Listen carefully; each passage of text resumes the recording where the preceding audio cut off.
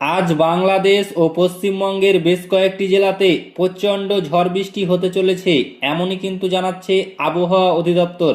তো ফ্রেন্ডস, কোথায় কোথায় ঝড় বৃষ্টি হতে চলেছে এই ভিডিওতে আপনাদের বিস্তারিতভাবে জানিয়ে দেব। অবশ্যই ভিডিওটি শেষ পর্যন্ত দেখবেন। তার আগে আপনাদের কাছে ছোট্ট একটি রিকোয়েস্ট করছি, আপনি যদি আমাদের এই চ্যানেলটিকে এখনো পর্যন্ত সাবস্ক্রাইব করে না থাকেন, তবে এইরকমই নতুন নতুন ভিডিও সবার আগে দেখার জন্য অবশ্যই সাবস্ক্রাইব করে নেবেন। দেশের 8টি জেলায় ঘন্টায় প্রায় 60 কিলোমিটার গতিতে ঝড়ো হাওয়া বয়ে যেতে পারে বলে সতর্ক করেছে আবহাওয়া অধিদপ্তর। এর সঙ্গে বৃষ্টি কিংবা বজ্রসহ বৃষ্টির শঙ্কা রয়েছে।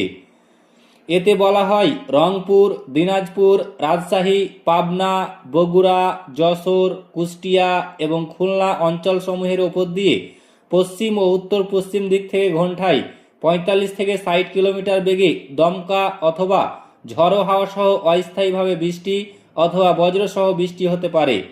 বিজ্ঞপ্তিতে এইসব এলাকার নদী বন্দরগুলিকে 1 নম্বর সতর্ক সংকেত দেখাতে বলা হয়েছে।